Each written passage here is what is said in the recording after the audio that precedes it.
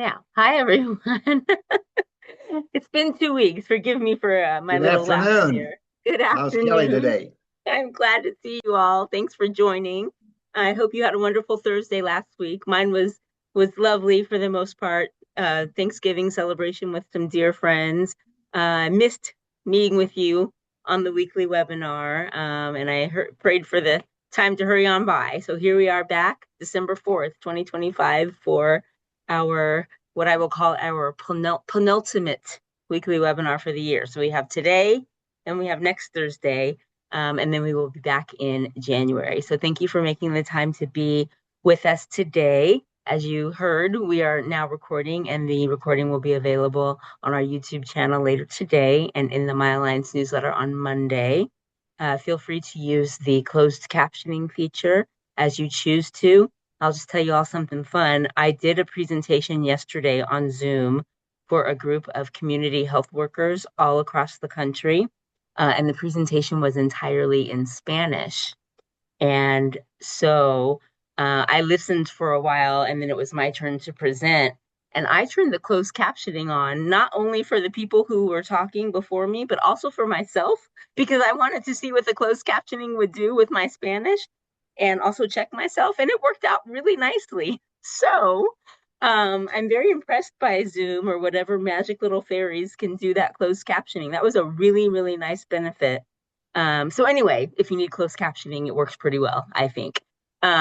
Please keep yourself muted while our speaker presents and feel free to use the chat feature if you have questions or comments. And I've already chatted with our speaker for today, and she is happy to answer questions. So we'll look forward to that. And Bria, I will watch the chat while you present, so you don't have to try to.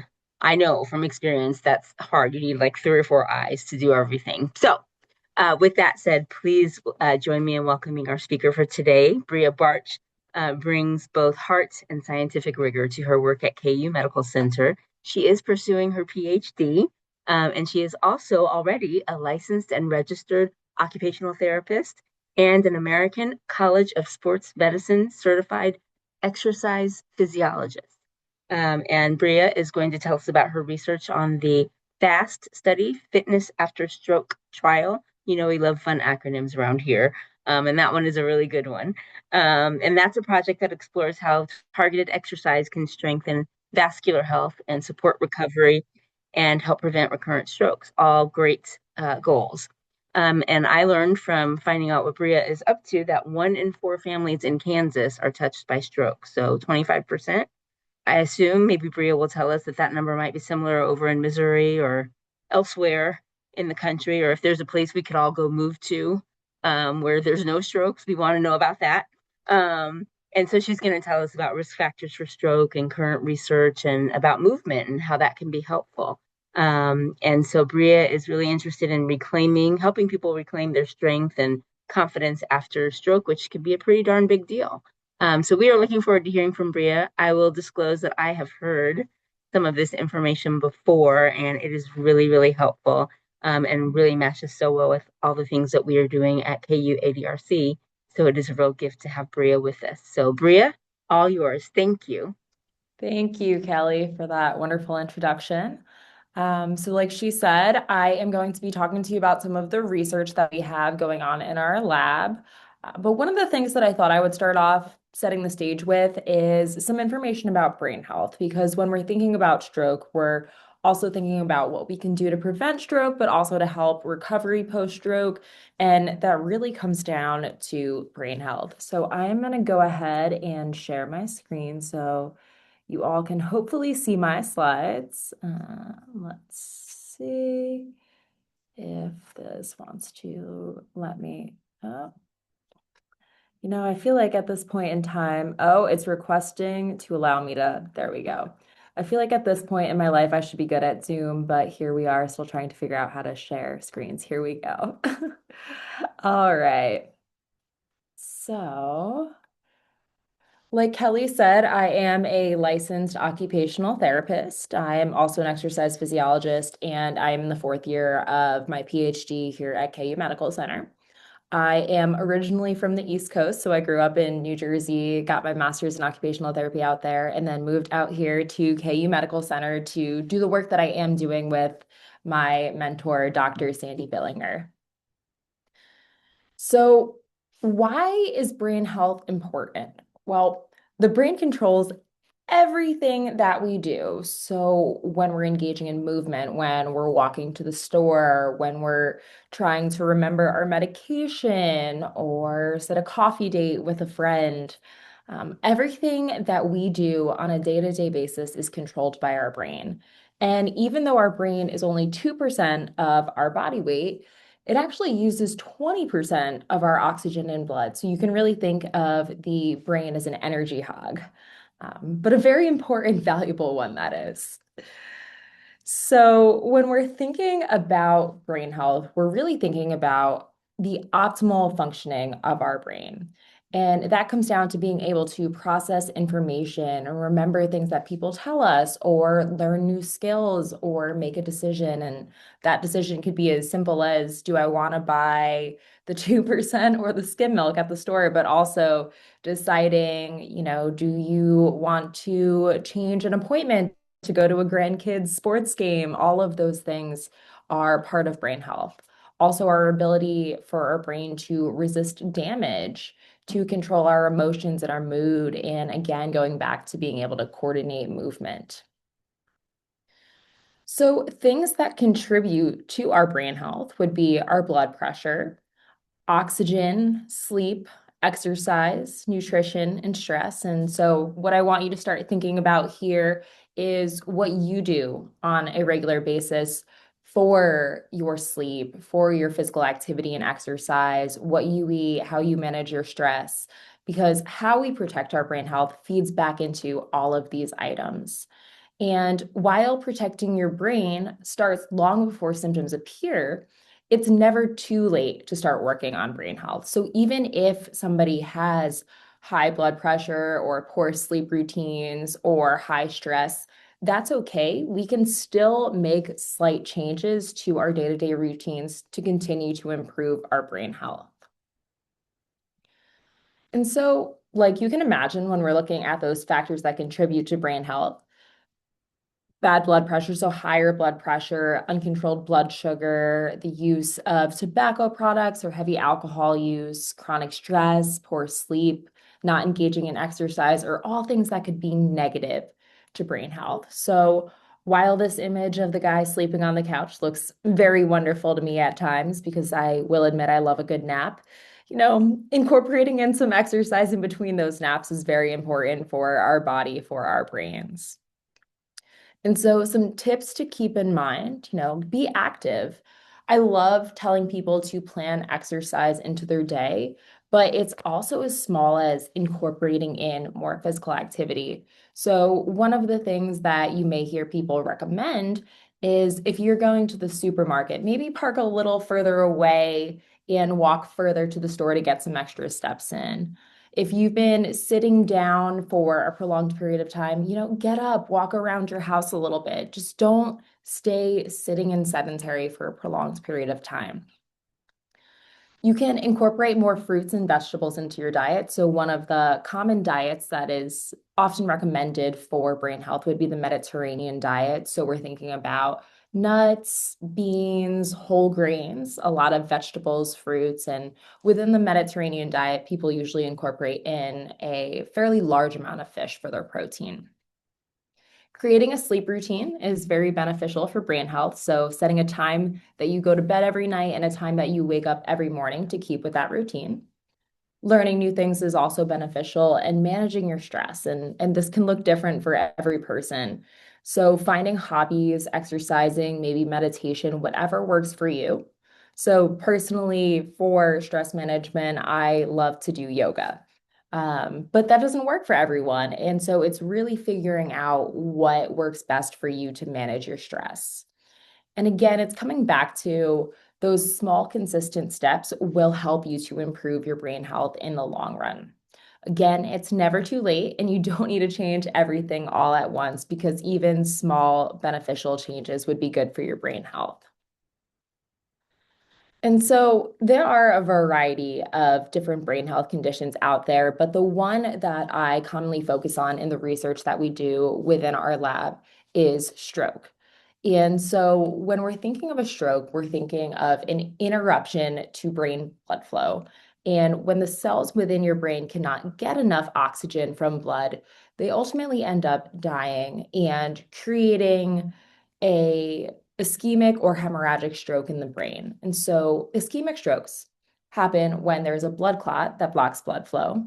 And a hemorrhagic stroke happens when a blood vessel ruptures and blood leaks into the brain. And so you can see those two different types of strokes depicted here on our slide. The ischemic stroke, so the one caused by a blood clot, is the more common form of stroke.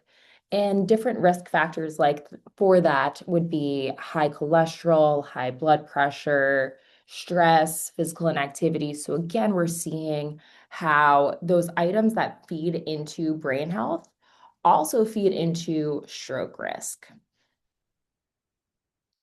And so a lot of people are familiar with the FAST acronym for stroke, but FAST would be face. So if somebody has facial droop, arm for weakness on one side of the body, S if somebody is slurring their speech, and then T, time to call 911 because time is brain.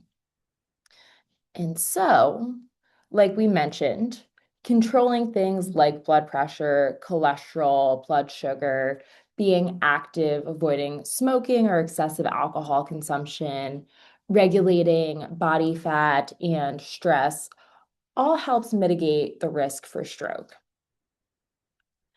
And so, what are we learning about stroke recovery? And this feeds into the work that we're doing in our lab. What we've learned so far is that we know exercise improves walking speed. Exercise can help improve endurance, so it can help you to walk further for a longer period of time. And that feeds into improving fitness and overall heart health. So, within our lab here at KU Medical Center, the Research in Exercise and Cardiovascular Health Lab, run by my mentor, Dr. Billinger, one of the things that we are exploring is how different types of exercise may better improve brain health and stroke recovery. So, we recently wrapped up the Fitness After Stroke trial, also known as FAST, that Kelly mentioned earlier. And within that trial, we were looking at the differences between high intensity interval training and moderate intensity continuous training performed on a seated stepper. And so when we think of high intensity interval training, what you're thinking of is when someone is going really, really fast or working really hard for exercise, then slowing down and taking a break to let heart rate come back down, then going really hard again, taking a break, and repeating those intervals over and over. Whereas moderate intensity continuous training is going at a level where you could probably have a conversation with someone, but you wouldn't be able to sing, and maintaining that intensity for a prolonged period of time. And so with our FAST study, we are exploring and we are just wrapping up we just wrapped up recruitment and we are just wrapping up our final study outcome measures for this. What we are seeing is if high intensity interval training or that continuous training is better for improving brain blood flow, artery health in the arm. We're looking at factors like blood pressure, but also looking at how far people can walk, so walking endurance and walking speed in individuals who are 6 months to 5 years post-stroke. And then we are doing a similar trial in our lab where we are looking at this high intensity interval training versus that moderate intensity continuous with people walking on a treadmill and overground at least 6 months post-stroke.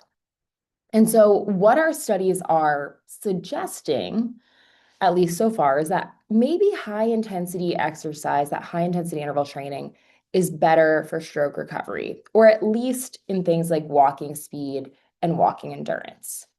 So, if we look at this graph here on the slide, in yellow, you have the moderate intensity continuous group. And in that greenish blue color, you have your high intensity interval group. And so this is a group of people with chronic stroke who exercised over a period of 12 weeks. And you can see that from the start of the study to week 4, week 8, and week 12, both groups improved. But individuals in the high intensity group appeared to improve more. So, for example, at week 4, people in the high intensity interval group were walking about 30 meters further than they did at the beginning of the study. At week 8, about almost 60 meters more. And then at the end of the study, almost 70 meters more than they were at the start. And so the thought here is that maybe that high intensity exercise is better for promoting recovery after stroke. And so while we just wrapped up that fitness after stroke trial and we are starting to look at the data, we do have one ongoing trial called Hit Stroke 2. And so this is a large scale study for people who had a stroke at least 6 months ago, where we are comparing that high intensity interval training to moderate intensity continuous training 3 times per week for 12 weeks on a treadmill. So participants start off walking on a treadmill, then they walk over ground, then they walk on a treadmill again.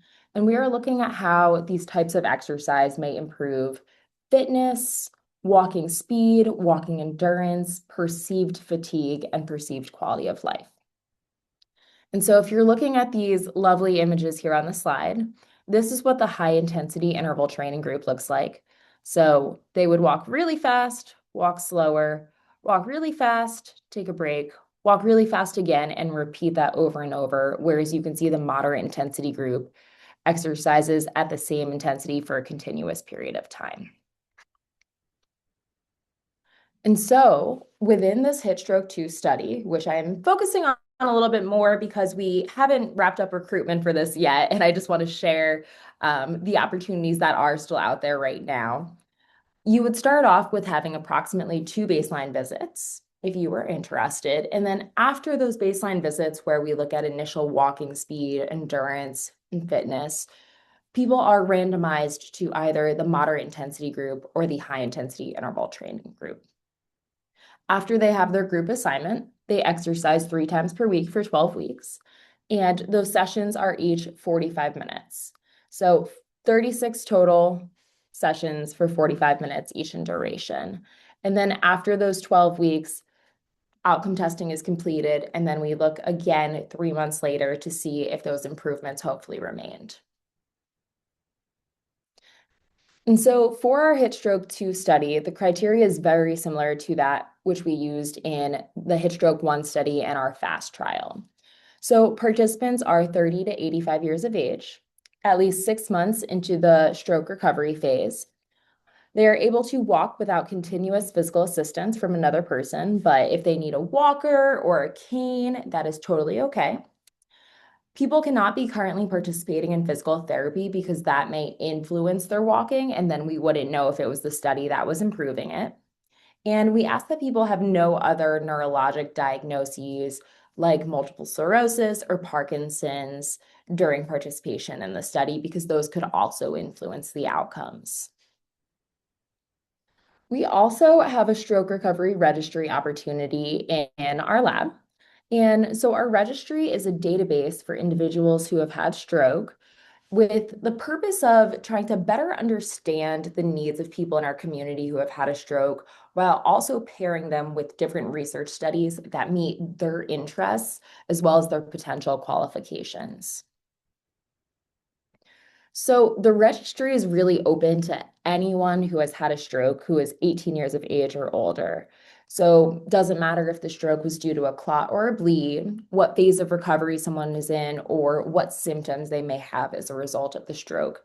Because again, with our registry, we just want to help people find studies that match what they are interested in and better understanding the needs of people in our community.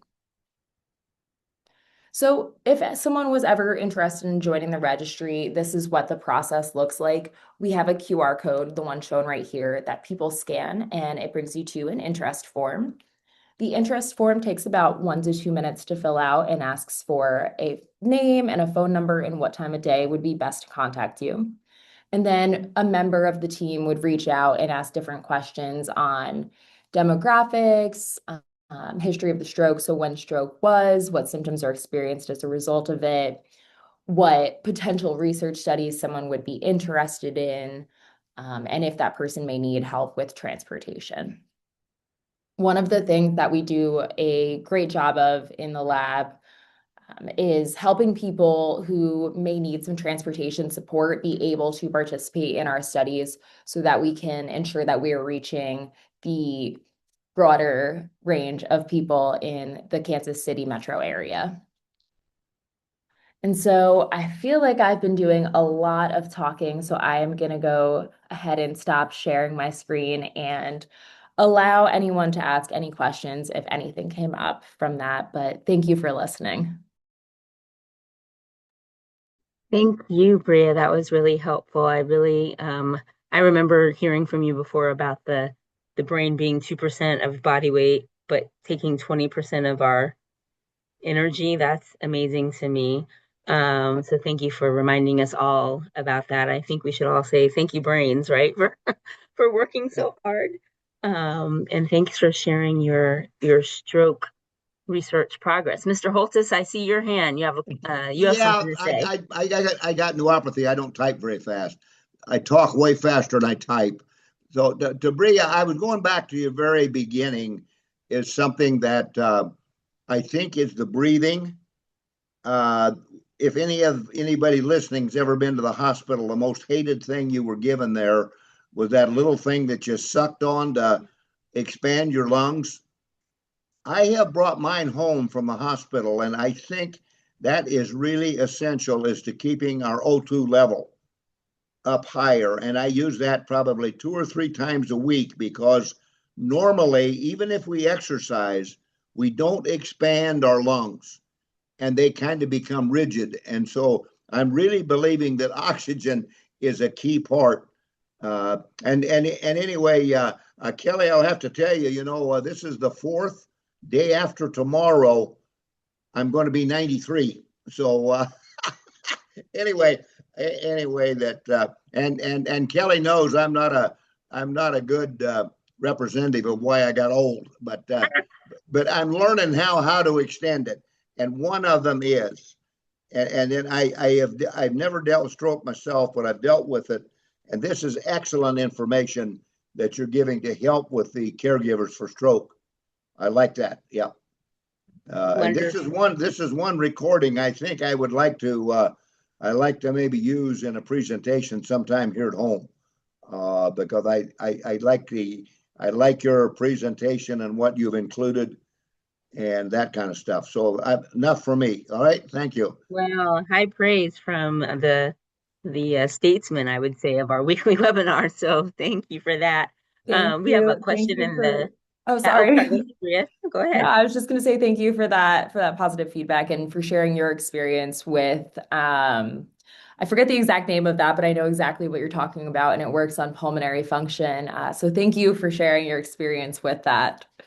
Wonderful. All right, we have a really great question. They're all great questions in the chat. I'm What would cause also a in an F. young person to have a stroke? And person who left the comment, I don't know if you want to say what you mean by young.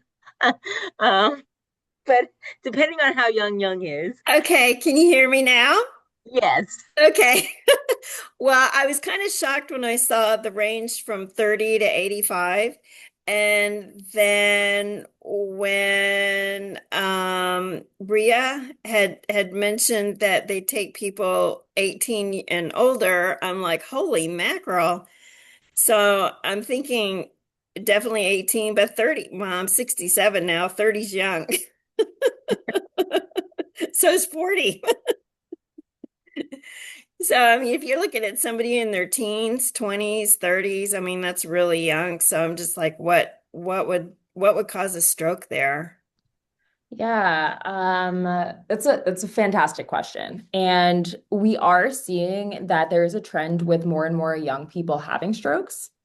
And so the problem with pinpointing an exact answer to that question is stroke is highly heterogeneous.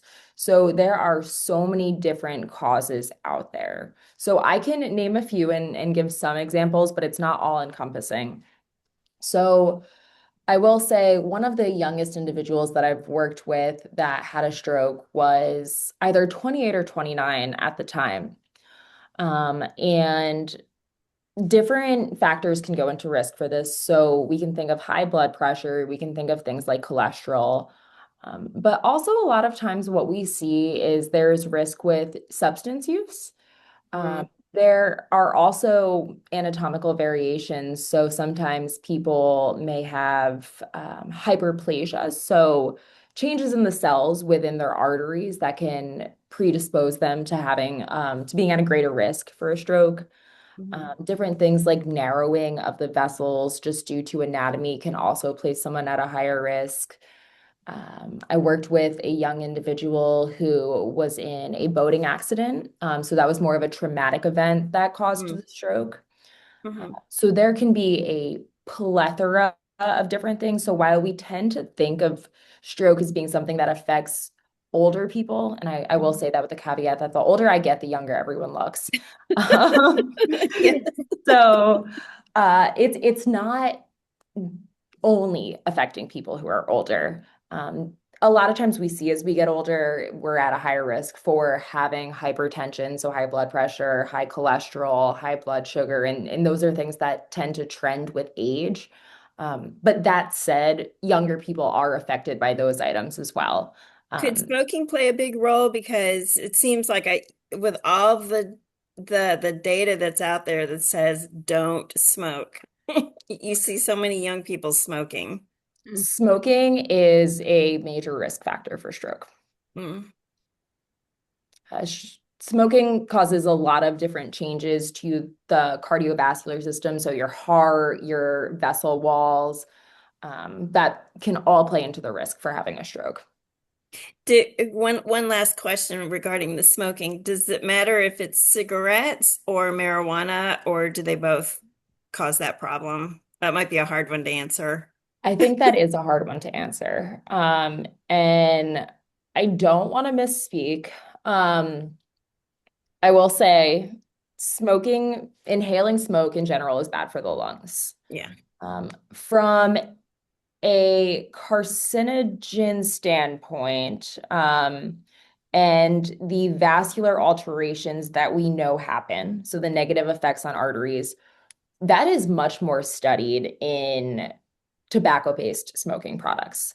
So Mhm. I am inclined to tell you that the risk is higher with those. That said, it's also more studied, and I don't think we fully know what happens to our arteries and the risk with that with marijuana-based products. Um, Okay. Smoking in general is not good. Yeah. That said, I'm just from the research that exists that I'm aware of, I'm inclined to say smoking tobacco-based products like cigarettes is higher risk. Okay. That's such a good point. And I think with the legalization of, something like marijuana, there's going to be a bigger pool of people that we can do research with, which maybe I shouldn't say it like that. But we're going to get more information. Who knows? Maybe it'll turn out marijuana does all kinds of things.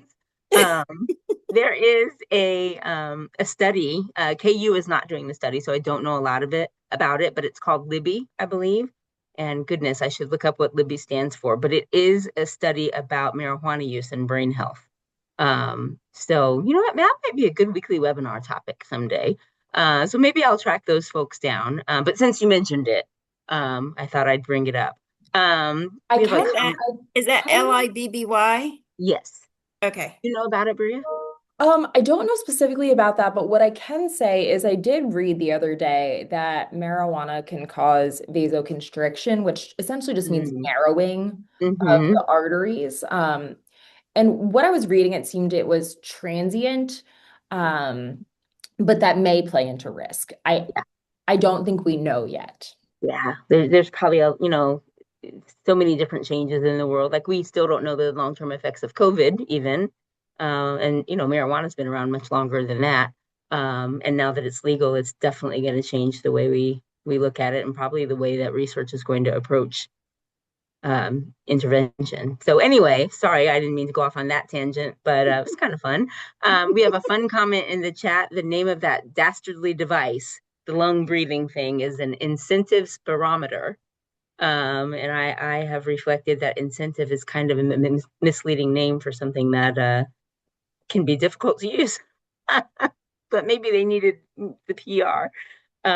So thank you, Bria. We are right at 2:30. I did want to ask if there was anything more specific you could share about the stroke rate in Kansas. 25% um, is, I mean, 1% is too many, I guess, but if you wouldn't, and some wonderful person in the chat, thank you, has given us what Libby stands for. So, Bria, if you want to think for a moment about the stroke rate in Kansas, I'll just read this out. Libby, the study I mentioned, is life's end benefits of cannabidiol, but kind of how you say that, cannabidiol and tetrahydrocannabinol, we'll say, study, that's why they have to call it Libby, because that's too many words.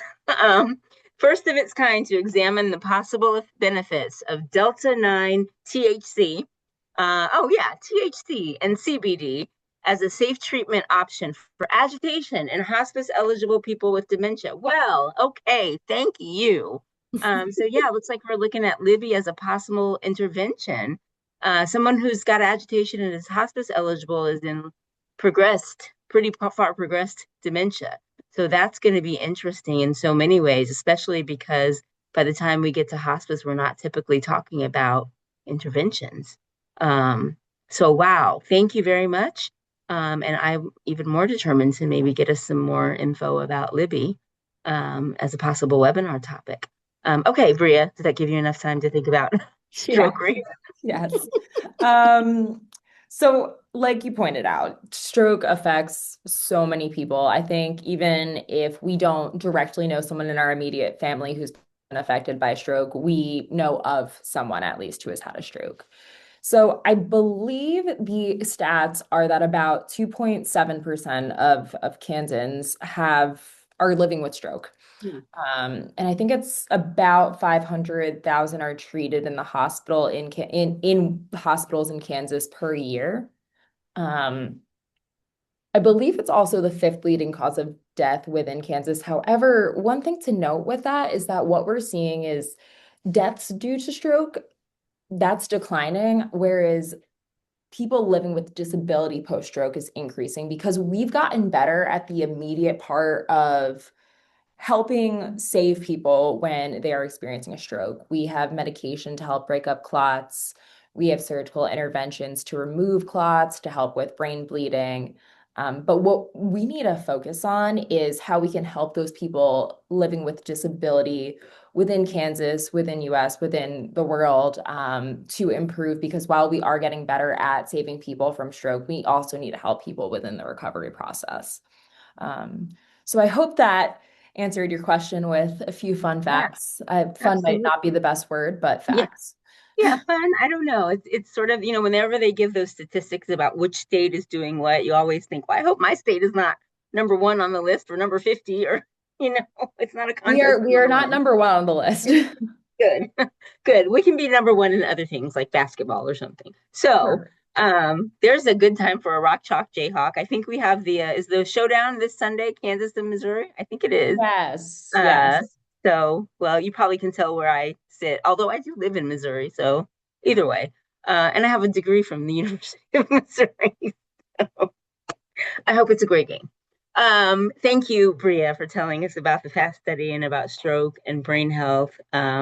Always of interest, always meaningful. We really appreciate you. Everybody, next week will be our last webinar of 2025, not our last one. So next Thursday, December 11th, we will have a representative from the Social Security Administration. And this is a good time here to hear from them because everybody is waiting for their award letters to come in the mail. And award letters tell you how much your benefit's going to be, how much they're going to take out. And so the Social Security Administration is going to, the representative will tell us what we need to know. And she will also include some information about what we might need to know in the context of being caregivers and of having cognitive change. So tune into that with us as you are available. One more comment in the chat. It seems like the recovery of stroke is a double-edged sword. Yeah, I could see that. I don't know if our commenter, if you want to say anything more about that, or Bria, if you have anything more to say about that. Yeah, I would say we have made huge strides in the rehabilitation realm of helping people to recover and improve and regain function post-stroke. I mean, here at KU, we have innovative, groundbreaking things. We've recently started doing vagus nerve stimulation for stroke recovery, which is as fancy as it sounds. Um, I think the point that I want to make is that we can never do enough. We always need to keep growing and learning and helping to evolve in the realm of rehabilitation. Stroke is widespread, stroke affects everyone, and we can always keep improving. Perfect. All right. Anything else from anybody? I see a thoughtful pose on your Well, face, David.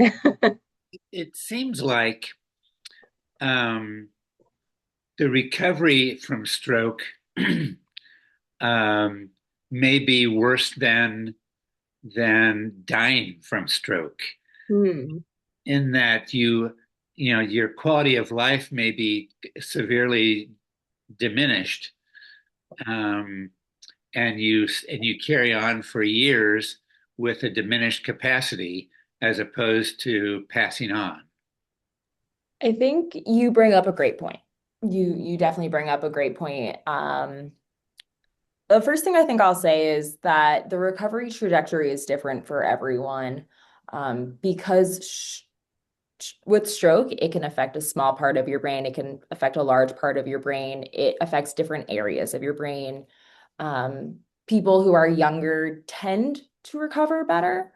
But what I've seen as an occupational therapist and within research is that some people have a stroke and, 6 months later, a year later, they have virtually no visible deficits or impairments. And some people have significant deficits and impairments, and it really just depends how it affects someone. But quality of life and depression are very important following a stroke. Depression due to that change in quality of life and the activities that people can engage in is something that is frequently researched, and something that we are looking to improve as well. And so, for example, with our FAST study, we had people engage in exercise for 4 weeks.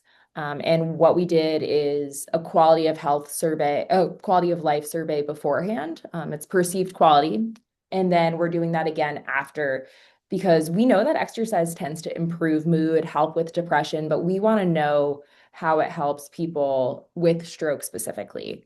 Anecdotally, people have told us that one woman told us she regained the confidence to run after her daughter at the playground. So that's fantastic. And I personally can't say if that contributes to an increased quality of life for her because I'm not her. I hope it does, though. So I think we can help people who have experienced a stroke. It can be devastating. It is extremely challenging. But we are always looking to improve and help with that. Good. Very encouraging. All right. Thank you so much, everyone. This is always one of my favorite times of the week, and I'm glad it's back for today and look forward to seeing you next week. Mr. Holtis, happy birthday from all of us at KU ADRC and on the weekly webinar. We hope you have a fantastic day, and I'm looking forward to hearing you say, well, I'm almost 94. So you can start that anytime you want. And we'll be back next Thursday. Watch your My Alliance newsletter on Monday for the link to the webinar next Thursday for the recording of today. And there's a really fun article in the Kansas City Star this week about our colleague Becca Lepping and her research on music. And since it's the holidays, there's a lot of Christmas music playing. So we'll link to that in the newsletter, and you can read about it and feel very virtuous if you are willing to listen to Christmas or any other kind of music. We know music is good for the brain. All right. Thank you. Thank you, everyone. We'll see you next time. Bye bye.